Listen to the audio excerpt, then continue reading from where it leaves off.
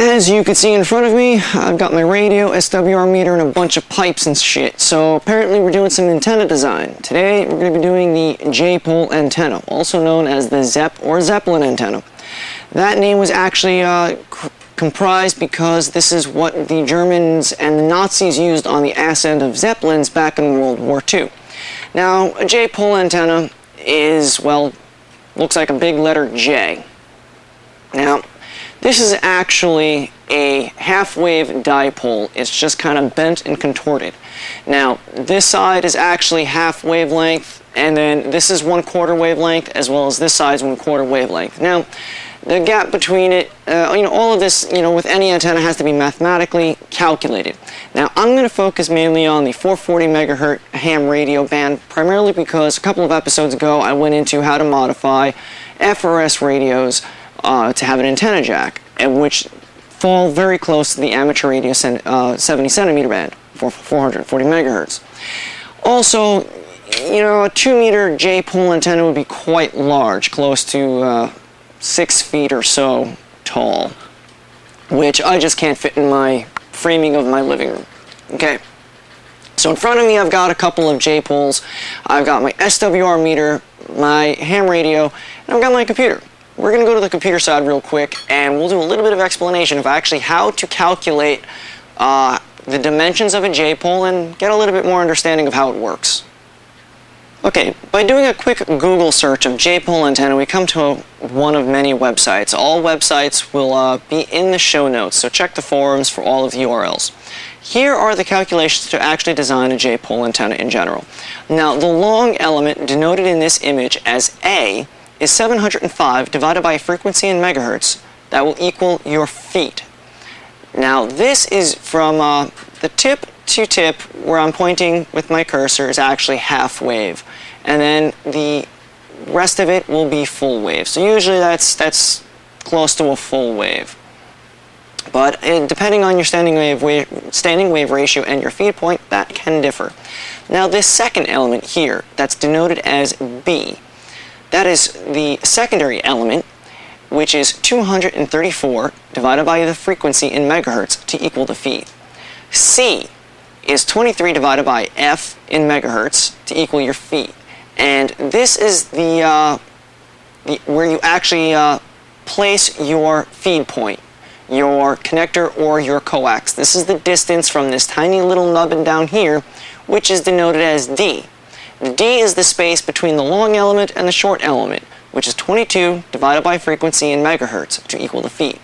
If you scroll down in this page, it goes into a little bit more explanations where you can explicitly design your antenna with their online calculator. So let's say we wanted to do this for amateur radio 440 megahertz. We type in 440, and we calculate the antenna would be 19.2 inches long.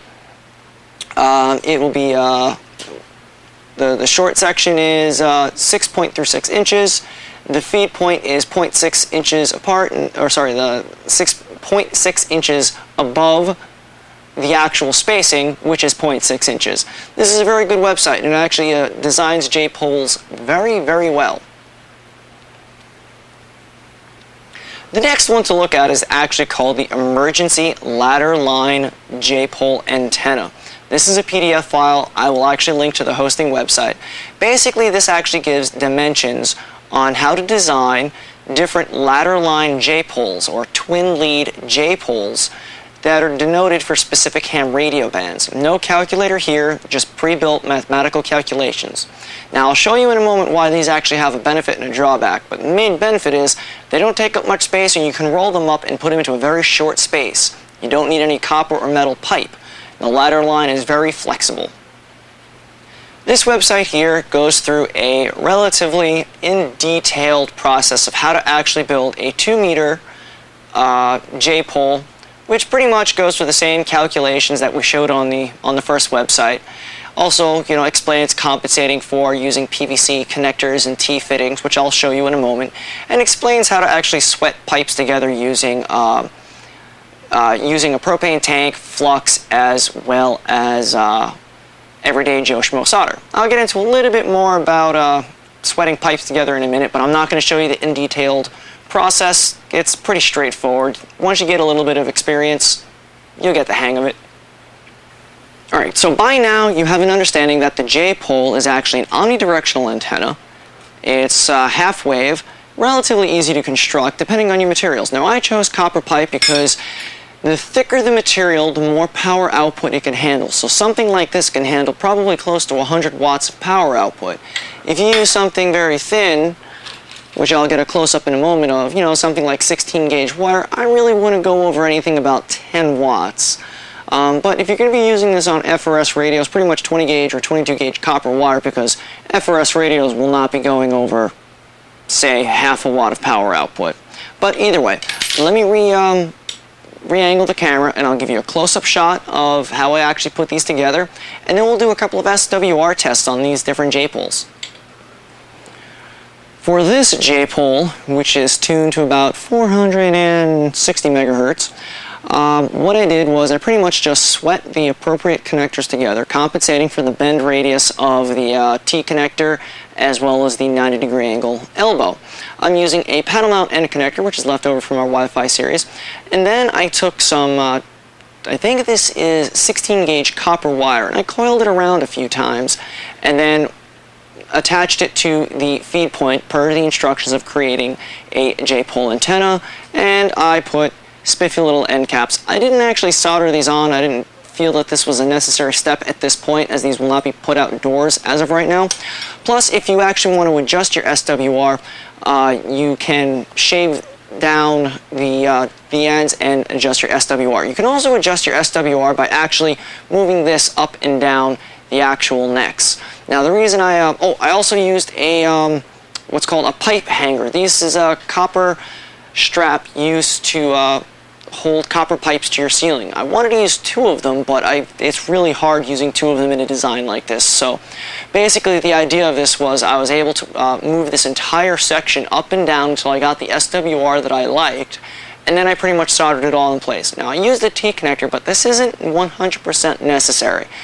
But, the catch-20, I mean, you don't need to have any kind of length of antenna going in this general direction. This is just for mounting, so I pretty much have a spare piece of copper pipe. This will not affect the gain of the antenna whatsoever. That'll just fit in like so, and you can mount your J-pole antenna horizontally or vertically. Vertical is pretty much ideal. Now, one thing I did want to mention, though, is that, when you're working with certain ham radio antennas, things have a tendency of getting to be quite large, especially when you're dealing with 2 meters and 6 meter, 10 meter, etc., etc. So they've actually got these threaded fittings for copper pipe, which you'll be seeing me use on other antenna types that can thread together. Now this will actually make it so you can break your antenna down to be relatively portable instead of having one huge honky-donkey dick of an antenna. Now, if you are going to be designing this antenna for something that's going to be excessively large, and you want it to be something that you can either throw in the trunk of your car or inside of a backpack or a small bag, use these threaded adapters. Just remember that these threaded adapters will elongate the size of the copper pipe, so you will have to go and cut the tips of your pipes down a little bit smaller. Your best bet is to actually sweat solder your connectors on where you like them, and then cut your thread them in, not as tight as you can, just by hand tightening it, and then cut it down to the exact size you need. But we're working with lower frequencies, so it's much more forgiving when it comes to being off measurement. Now, here's the ladder line, or what they call twin lead. It's literally just twin lead. What you need to do is, per instructions, is first, let me zoom in a little bit so you guys can see this, because this is a bit, where am I on frame? Okay, now, according to the instructions, the first thing you need to do is actually solder and bridge the bottom over here. Now, a 1/4 inch on the instructions, it says anything on the 440 megahertz band. You need to make a notch and strip away to the bare copper so we can have our feed point. Now, you're not supposed to be using a connector like this. You're supposed to directly solder your coax in, but I didn't have anything that'll actually fit on my SWR meter at the moment. Then, X amount of inches up. On this case, it was 5 inches up. You need to actually break the copper away from the twin lead right here. So there's actually a 1/4 inch notch that's just been completely ripped away. And then about 12 inches of ladder line or twin lead, depending on what your region calls it. To adjust the SWR, what you can do is you can slowly nip away at the length of the end of this until you finally actually tune into the frequency that you want. This will work on damn near any frequency. To hang this antenna, you put a little hole right here in the tip and you hang it by non-conductive material like nylon string, fishing line. Just don't use copper wire. And you pretty much just hang the thing up like so, so it actually hangs in a straight line. And like I said, with these ladder line J-poles, they don't take up nearly as much space. I can fit this entire thing in my pocket, and then when I'm on site, unroll it, good to go. Alright, first antenna I'm going to do an SWR test on is the copper J-pole.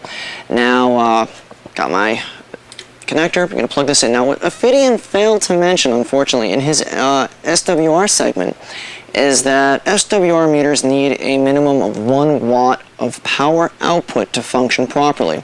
And another thing about these J-pole antennas, you really don't want to have any metal or human beings within about 2 or 3 feet of them, otherwise they'll actually throw the SWR ratings off.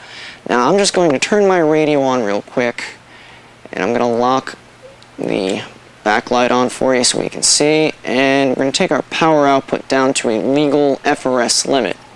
Now hopefully we can see, as I transmit, this should give off a pretty decent SWR.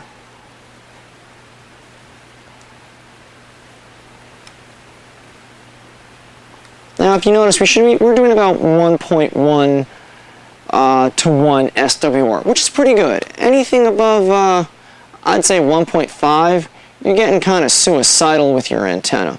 Now we're going to go to a higher frequency on the FRS list. Go to FRS channel 14. This is actually going to give us a lot more SWR. Now I can't really read my camera all too well, but you know what, let me look at this real quick. Actually, that's giving us better SWR. Huh, I'll be damned. Alright, let's knock this down to FRS channel 1. Shut up. Alright, FRS channel 1. Oh yeah. FRS channel 1. It's giving us 1 point... Wait a minute, I'm still transmitting at freaking 5 watts here.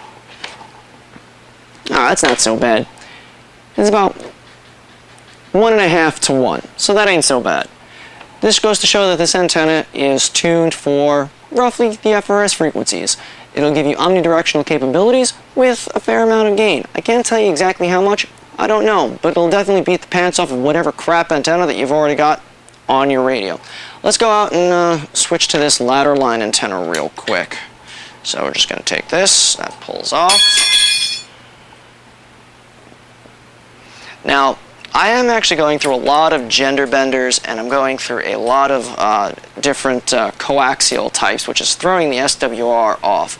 So whenever you're actually building this, you make sure that you're taking your SWR, your coaxial cable into accompaniment when dealing with the SWR. So now I'm just going to sit here and hold this. It really should be suspended by a non-metallic and a non-conductive thing.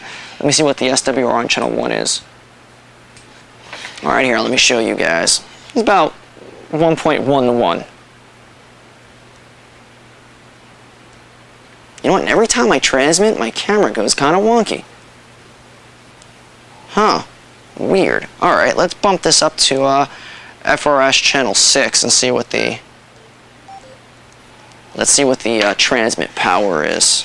Or sorry, the SWR. Wow. If you go ahead and look at this, it's almost 1 to 1. Which means the SWR on this is almost perfect. Alright, we'll bump this up to FRS channel 14. Yeah, this ladder line antenna. Hope you guys can actually see that, because those needles are kind of fine, but If you can't, take my word for it. This is actually working pretty good. Now let's go down to a quick 70 centimeter ham radio band. Give me 1 second to tune this in. I'm going the wrong freaking way.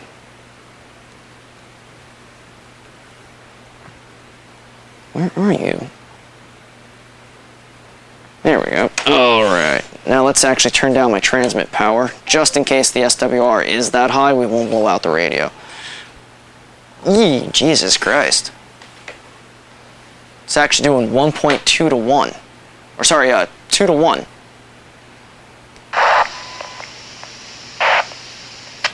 At least we're hitting the repeater.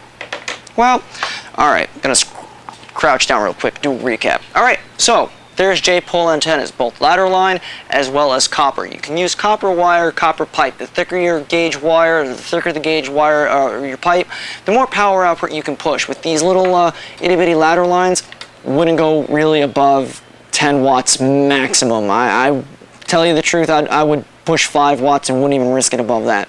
Now you can make these for practically any frequency. They are very easy to construct, as you can see. If you need any more help in construction tips or techniques or generally understanding how they work, you can always hit me on the IRC, or you can go and check out the show notes. I'll have more information, links, URLs, and possibly even pictures of some of the crap that I've designed. So that's that. Bugger off.